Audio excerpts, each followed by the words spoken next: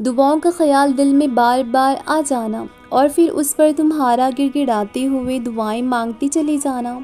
اور پھر اللہ کی جانب سے عطا میں دیری بھی ہونا۔ جانتے ہو اس کا کیا مطلب ہوا کرتا ہے؟ اللہ کی جانب سے کہ اے میرے پیارے بندے، بس مانگ مانگ اور مانگتا چلا جا،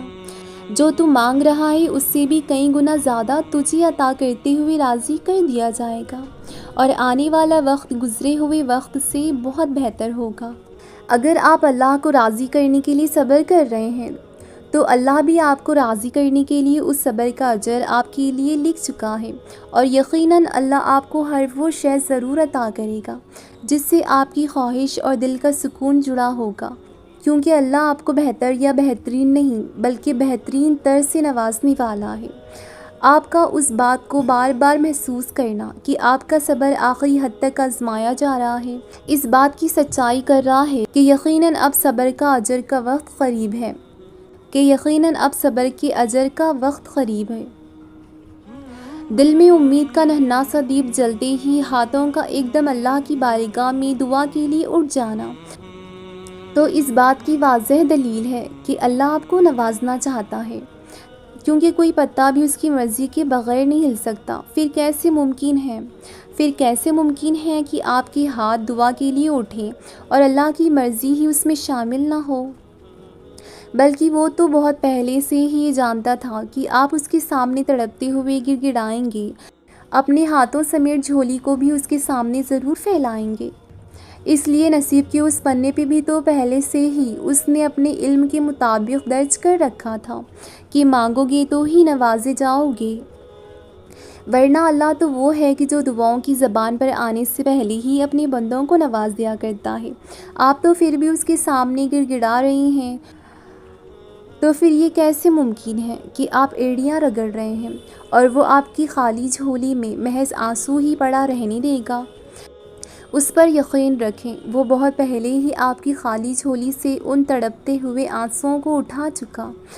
اب تو رنگ برنگے مہکتے ہوئے پھولوں کی مانند ان گنت خوشیاں رکھنے کی باری ہے۔ بس آپ بہترین وقت کا انتظار کریں، وہ آپ کی جھولی میں سارے جہاں کی خوشیاں ضرور اتارے گا۔ اللہ پر یقین کامل کی رسی کو مضبوطی سے تھامتے ہوئے جو صبر کا دامن تم نے پکڑا ہے، اللہ اس صبر جمیل کے اجر کی تجلی کو سنہرے معجزوں کی صورت میں تمہیں جلدی دکھانے والا ہے۔ اگر سب کچھ آپ کے ہاتھ سے ریت کی مانند پھسلتا جا رہا ہے اور فی الوقت حالات بھی آپ کے حق میں بہتر نہیں ہیں تو پریشان مت ہو، آنے والا وقت ضرور آپ کے حق میں ہی ہوگا۔ یہ اس کا وعدہ ہے جسے آپ فی الوقت گڑ گڑا کر دعائیں کرتے چلے جا رہے ہیں، کیونکہ ہمیشہ یاد رکھیے گا کہ ہر مشکل کے بعد نہیں بلکہ اس کے ساتھ ہی آسانی ہے۔ جب تم محسوس کرنے لگو کہ آخری حد تک آزمائے جا رہے ہو تو سمجھ جاؤ کہ تمہارے معاملے کا فیصلہ اور اللہ کی جانب سے مدد کا وقت یقیناً بہت قریب آ رہا ہے۔ بس تم اللہ کی جانب سے آنے والے حکم کے انتظار میں صبر کیے رہو، اللہ کیسے بھی حال میں تمہیں در بدر نہیں ہونے دے گا۔ جس کو صبر اللہ عطا کرے اس کا صبر قابل رشک ہوا کرتا ہے، کیونکہ جس کا ہاتھ اللہ تھام لے وہ کیسے لڑکھڑا سکتا ہے۔ یاد رکھو کہ اللہ اسی کو صبر کا جام پلاتا ہے کہ جس کو اس نے ایسے اجر سے نوازنے کی ٹھان رکھی ہو جو تمام تر دنیا کے لیے قابل رشک ہو، جس کے لیے اس نے ایسے وسیلوں کو ترتیب دینے کا ارادہ کر رکھا ہو کہ جو کسی کے وہم و گمان میں بھی نہ رہے ہوں گے۔ تم مانگو اللہ سے، اسے اچھا لگتا ہے تمہارا اس سے یوں پر امید ہو کر مانگنا۔ وہ تمہاری جانب سے لگانے والی امیدوں کو پورا کرنے کے لیے ان راستوں کو کھولے گا جو تمہارے وہم و گمان سے بھی بہت آگے ہوں گے۔ دیری تو وہ محض اسی لیے کر رہا ہے کیونکہ اس دیری میں تمہارے لیے ہی خیر اور بہتری پوشیدہ ہے، اور تم یہ سوچے ہوئے ہو کہ وہ وہاں تم سے منہ موڑے ہوئے ہیں۔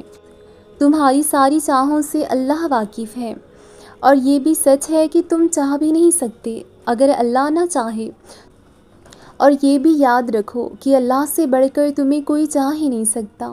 اور اللہ یہ بھی فرماتا ہے کہ بس اگر تو نے سپرد کر دیا خود کو اس کے جو میری چاہت ہے تو میں بخش دوں گا تجھے وہ بھی جو تیری چاہت ہے۔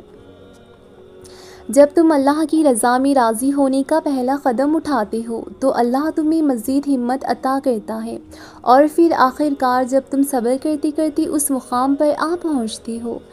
کہ جہاں تم اللہ کی رضا کو اپنی رضا بنانے میں کامیاب ہو جاتے ہو،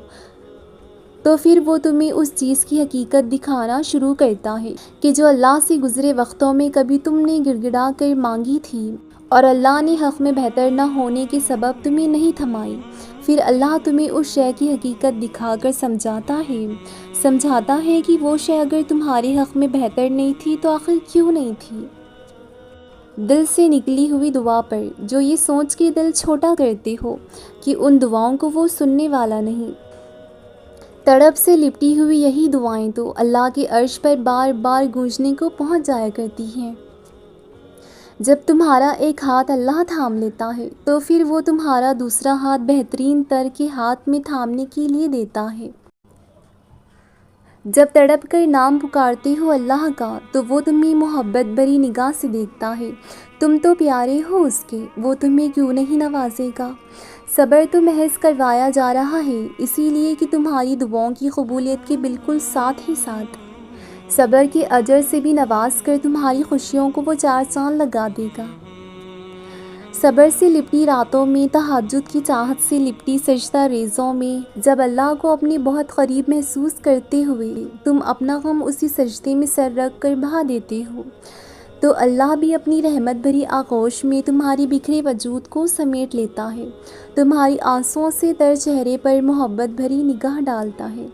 تمہارے دل میں بذات خود سکون بھری تسلیاں اتارتا ہے، تمہارے زخموں پر ٹھنڈا مرہم رکھتا ہے، اور پھر 70 ماؤں سے زیادہ محبت کرنے والا تمہاری تڑپتی ہوئی دعاؤں پر ان کی مہر بھی لگا دیتا ہے۔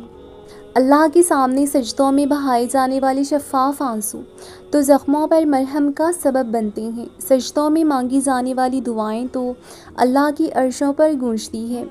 اور تہجد کا سجدہ تو خوش نصیب کے نصیب میں لکھا جاتا ہے، کیونکہ اللہ تہجد کے سجدوں میں مانگی جانے والی دعاؤں کو سننے کے لیے رات کے آخری پہر بذات خود آخر آسمان پر نزول فرماتا ہے۔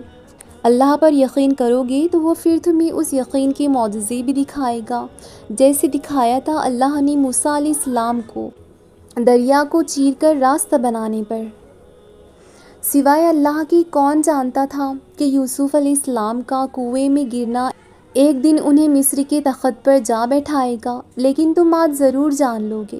کہ گہرے کنویں کی مانند جس آزمائش میں تمہیں ڈالا گیا ہے نا، ان حالات پر صبر کا اجر تمہیں بھی ضرور تمہاری منزل پر کھڑے محل کا تخت نشین بنائے گا، کیونکہ اللہ فرماتا ہے کہ آنے والا وقت گزرے ہوئے وقت سے بہت بہتر ہوگا، اور ان قریب اللہ تمہیں اتنا دے گا کہ تم راضی ہو جاؤ گے۔ رات کے آخری پہر تہجد میں اللہ انہی کو چنتا ہے کہ جن کا نصیب اللہ نے جگانا ہو۔ مقام تہجد تک وہی لوگ کھینچ کر لائے جاتے ہیں جن کی خالی جھولیوں کو اللہ نے بھرنا ہو۔ تہجد میں اللہ سے ملاقاتوں کو وہی آیا کرتے ہیں جن کو اللہ نے سکون والوں میں سے کرنا ہو، کیونکہ یہ اللہ کے وہ پیارے ہوتے ہیں جن کی دکھ بھری کہانی سننے اللہ ان لمحوں میں بذات خود آخری آسمان پر نزول فرماتا ہے۔ جس شے کی خواہش کا اعتراف ہم اللہ سے کر بیٹھتے ہیں نا، اللہ بھی پھر ہمیں نئی آزمائشوں میں ڈال کر ہمارے درجات بلند کرتا ہے، ہمارے اندر سے بدنما گناہوں کو مٹا کر چمکدار خوبیاں پیدا کرتا ہے، تاکہ وہ ہمیں اس ہیرے کے قابل بنا سکے جس کی خواہش ہم نے اللہ سے کی ہوتی ہے۔ اسی طرح وہ ہمیں ہماری خواہش کے حاصل کے جانب بڑھاتا ہے، کیونکہ وہ کسی حال میں بھی اپنے بندے کو خالی ہاتھ نہیں لوٹاتا۔ اس دنیا میں کوئی بھی شے ایسی نہیں ہوتی جو دعا سے نہ مل سکے، مگر بعض اوقات دعائیں اللہ کے فیصلے تو نہیں بدلتی، لیکن ہمارا دل بدل کر اللہ کے فیصلوں کے مطابق ضرور کر دیتی ہیں۔ جب ہم اللہ سے کسی بہت بڑی شے کی خواہش کر بیٹھتے ہیں نا، پھر اللہ ہمارا صبر آزماتا ہے، ہمارے یقین کا امتحان لیتا ہے، وہ صبر کے ذریعے ہمیں اس شے کے قابل بناتا ہے کہ جو ہم نے اس سے مانگی ہو۔ صبر سے بندہ نکھرتا ہے، سنورتا ہے، اس کا کردار مضبوطی کا دامن تھامتا ہے، اور بندہ جتنا بھی صبر کرتا ہے اس صبر کا اجر اتنا ہی دگنا ہوتا چلا جاتا ہے۔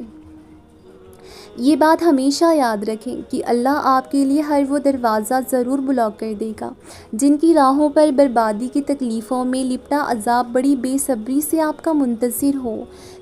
پھر چاہے آپ نے ان دروازوں کو کھولنے کے لیے رب کے حضور گڑ گڑا کر اپنی بے انتہا اشکوں کا نذرانہ ہی کیوں نہ پیش کیا ہو، اور پھر اللہ یوں ہی تو اپنے بندوں سے محبت کا حق ادا کرتا ہے کہ گڑ گڑانے پر بھی ان دروازوں کو نہیں کھولتا جن میں ہماری بربادی پوشیدہ ہو۔ پھر چاہے وہ دروازے باہر سے ہمیں کتنی ہی خوشنما کیوں نہ دکھائی دیتے ہوں، اگر آج آپ کے لیے بھی کوئی ایسا دروازہ بند کر دیا گیا ہے جس کی چاہ رکھتے ہوئے آپ ہر دم جھولی پھیلائے دعا مانگتے رہے، تو اس سب کے پیچھے اللہ کی بہت بڑی مصلحت پوشیدہ ہے جو وقت آنے پر آپ پر ظاہر کر دی جائے گی۔ اللہ پر تو ہر چیز ظاہر ہے، پھر وہ آپ کے دل میں اٹھتے درد کی لہروں سے کیسے ناواقف ہو سکتا ہے؟ بند دروازوں پر گڑ گڑاتے ہوئے شکوے کرنے اور ان کو مزید سوچ کر خود کو ہلکان کرنے کے بجائے اللہ سے سکون قلب اور صبر کے لیے دعا کریں۔ بے شک اللہ دل میں صبر پیدا کرتے ہی آپ کو تھام لے گا۔